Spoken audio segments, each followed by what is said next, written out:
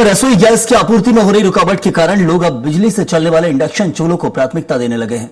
जिनके घरों में पहले से इंडक्शन चूल्हे हैं वह इसका इस्तेमाल कर रहे हैं, तो वहीं नए उपभोक्ता दुकानदारों से इंडक्शन चूल्हों के विकल्प, कीमत और कार्यप्रणाली के बारे में पूछताछ कर रहे हैं। इसके अलावा सोलर एनर्जी और गोबर गैस से चलने वाले इंडक्शन चूल्हों के उपयोग पर भी चर्चा की जा रही है। विशेषज्ञों का कहना है कि गैस संकट के दौरान ये विकल्प घरेलू रसोई के लिए सुरक्षित और सुविधाजनक साबित हो सकते हैं। निकल जाएंगे शाम तक। रसोई गैस की भले ही अभी कोई बहुत बड़ी समस्या नहीं आई हो, लेकिन जो संकट है वो यही है कि आने वाले दिनों में हो सकता है कि जो रसोई गैस है उसकी सप्लाई लाइन में बाधा आ सकती है। इसलिए लोग अब इसके अलावा जो दूसरे विकल्प हैं उनकी तरफ बढ़ रहे हैं। दूसरा विकल्प जो सबसे सहज और सुलभ है वो ये इंडक्शन जो चूल्हा कहलाता है वो है। अब इस इंडक्शन चूल्हे की जो डिमांड है वो इस वक्त मार्केट में बहुत ज्यादा बढ़ गई है, बड़ी पूछ परख है। इस वक्त हम जिस शॉप में हैं, आप काफी तादाद में यहाँ पर जो घरेलू उपयोग में आने वाले जो बर्तन हैं, यूटेंसिल्स हैं, सामग्री है, वो उसके आप व्यापारी हैं। सर ये बताइए कि क्या इसकी डिमांड के ऊपर क्या कुछ फर्क आया है यदि हम पिछले 3 दिन के पहले देखें और अभी देखें? हाँ सर, बिल्कुल सही बात है। ये डिमांड धीरे धीरे बढ़ रही है, इसकी पूछ परख होने लगी है। ग्राहक हमारे पास आ रहे हैं रेट्स वगैरह लेने के लिए। अगर क्राइसिस और बढ़ता है तो नेचुरली इसकी सेल काफी बढ़ जाएगी। अभी जो इंडक्शन ये जो चूल्हा जिसको हम बोल रहे हैं ये अभी अवेलेबल है, इसकी कोई शॉर्टेज तो नहीं हुई मार्केट?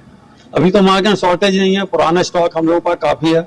और अब जैसे ही इसकी डिमांड बढ़ेगी नेचुरली इस पर शॉर्टेज आएगी मार्केट में और शायद रेट भी बढ़ जाए। क्या सामान्यतः हम मान के चले, क्या अलग अलग कंपनियों के जो इंडक्शन ये जो चूल्हे हैं ये किस रेट पर अवेलेबल है? जनरली ये जो कंपनियां लोकल होती हैं वो तो 1200 रुपए से चालू होती है, लेकिन जो ब्रांडेड हैं, जो कंपनियां हैं, उनके चूल्हे 1950 से 2500 के बीच में आ जाते हैं। यानी कंफर्टेबल है, उपभोक्ता आराम से ले सकता है। लेकिन दूसरी, जैसे मैंने बताया कि विकल्प की तलाश हो रही है, सोलर एनर्जी भी एक विकल्प है। सर आपसे जब बातचीत हो रही है आपने बताया कि सोलर एनर्जी का भी बड़ा उपयोग हो रहा है। लोग घरों में सोलर के माध्यम से ये इंडक्शन को चालू कर रहे हैं, खाना बना रहे हैं। क्या आपको लग रहा है कि ये एक अच्छा तीसरा विकल्प हो सकता है? बहुत अच्छा है ये सोलर एनर्जी। भारत सरकार और मध्य प्रदेश शासन इसको जो प्रोत्साहन दे रहे हैं अलग अलग अपने रूपों में, क्योंकि हमारा दुर्भाग्य है कि ये युद्ध की स्थिति और इस तरह की जो वर्तमान परिस्थितियां निर्मित हुई हैं, इसमें लोग सोलर एनर्जी, खासकर इंडक्शन और सोलर ऊर्जा, जिससे खासकर गृहिणियों को खाना बनाने में बहुत सुविधा होगी। दोनों पहलू बहुत अच्छे हैं।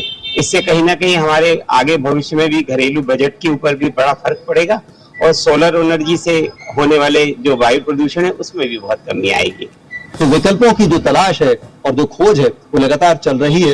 विकल्पों की तरफ देश बढ़ रहा है। अरविंद दुबे, स्वराज एक्सप्रेस, जबलपुर।